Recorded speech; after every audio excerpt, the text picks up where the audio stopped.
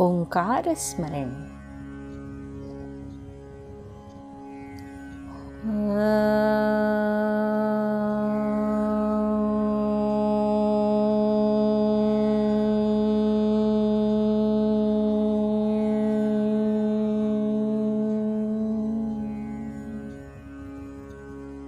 दोस्तों, एक बहुत ही बढ़िया सी पौराणिक कथा सुनाने जा रही हूँ जिसका शीर्षक है लालच पर विजय।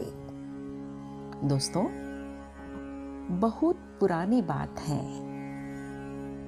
एक बार सप्तऋषि ब्रह्मलोक पर विजय प्राप्त करने के लिए तीर्थ यात्रा कर रहे थे। संयोग से उसी समय भयानक अकाल पड़ गया। लोग अन्न के दाने दाने को तरसने लगे।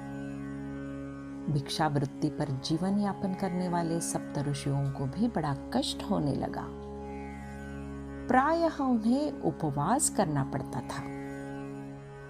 घूमते घूमते वे सौराष्ट्र पहुंचे। वहां का राजा बड़ा उदार और प्रज्ञावत्सल था। उसने सप्तऋषियों को अन्न की तलाश में भटकते देखा तो उनसे प्रार्थना की, मुनिवर, मैं आपको अन्न, वस्त्र, स्वर्ण आदि देने को तैयार हूं। आप ब्राह्मण हैं, दान लेना आपका कर्तव्य है। मेरी सेवाओं को स्वीकार कीजिए। सप्तऋषियों ने कहा, राजन, हम दान नहीं लेते। राजा का दान तो वैसे भी सबसे अधिक निषिद्ध है। इतना कहकर वे आगे बढ़ गए। राजा ने एक दूसरा मार्ग अपनाया। उसने गूलर के फलों में सोना भरवाकर रास्ते में डलवा दिया। सबसे पहले अत्रि ऋषि को फल मिला। उन्होंने उठाकर देखा तो वह भारी था। इसलिए उन्होंने अन्य ऋषियों से कहा, मैं इतना अल्प बुद्धि नहीं हूं जो राजा की चाल को समझ न सकूं। इन गूलर फलों में द्रव्य छिपा है।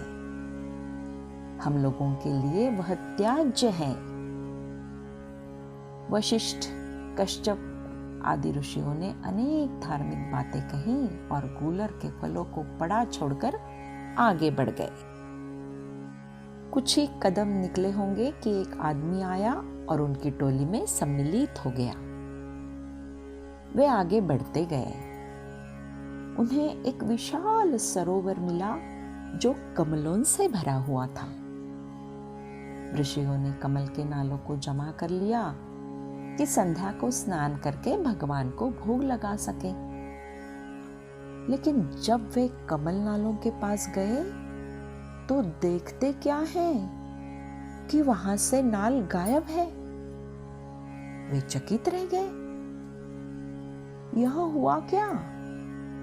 किसने उन्हें चुरा लिया? सारे ऋषियों ने शपथ खाकर कहा कि उन्होंने ऐसा नहीं किया। उनकी शपथों में धर्म के गूढ़ रहस्य प्रकट हुए। अंत में जब उस व्यक्ति की बारी आई जो सप्त ऋषियों के दल में बाद में शामिल हुआ था, तो उसने कहा कि जिसने चोरी की है वह दुर्बुद्धि ब्रह्मलोक को जाए। इससे ऋषियों को यह समझते देर न लगी कि चोरी उसने ही की है।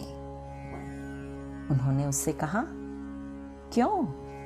चोरी तुमने ही की है ना? उस व्यक्ति ने अपना अपराध स्वीकार करके कहा, ऋषिवर, आपके मुंह से धर्म तत्व सुनने के लिए ही मैंने यह कार्य किया है। आप लोगों ने लोभ लालच पर विजय प्राप्त करके अक्षय लोक पर भी विजय प्राप्त कर ली है।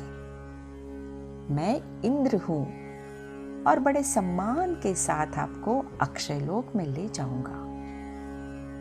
इतना कहकर इंद्र ने उन ऋषियों को विमान में बिठाया और ब्रह्मलोक पहुंचा दिया। धन्यवाद दोस्तों।